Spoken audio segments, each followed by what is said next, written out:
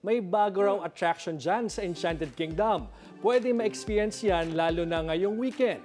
Sleeping natin ng EK sa live report ni Ivy Reyes. Ivy.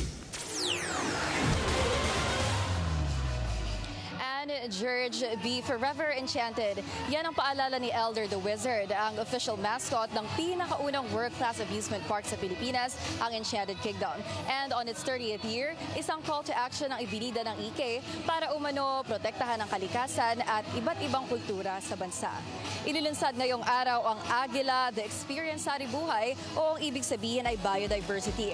Ang Agila ang pinakauna at pinakamalaking flying theater sa Pilipinas na isang short, immersive viewing sa kaya ng Philippine Eagle. Mula sa pagbubukas ng Agila Theater noong 2018, mas pinalalim ng EK ang kahulugan ng Agila Experience.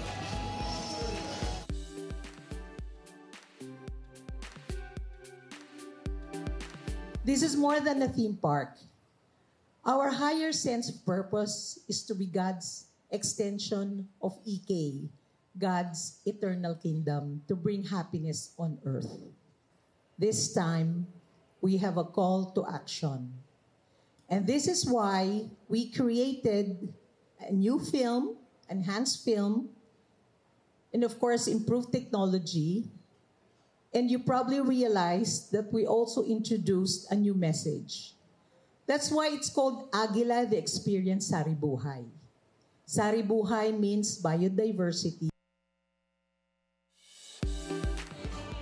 Sa October 18, formal lang bubuksan ang Agila sa publiko. Sarado rin ngayon ang famous Wheel of Fate dahil inihahanda raw nila ito para sa isang historic revamping ng 30 taong paglalakbay ni Elder the Wizard.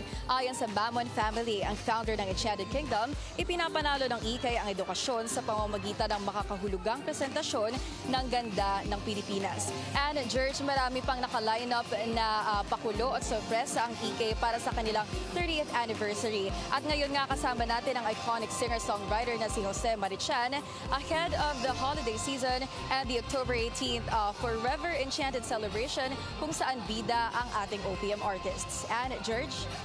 Siguradong nag-i-enjoy ngayon si Ivy dyan sa Enchanted Kingdom.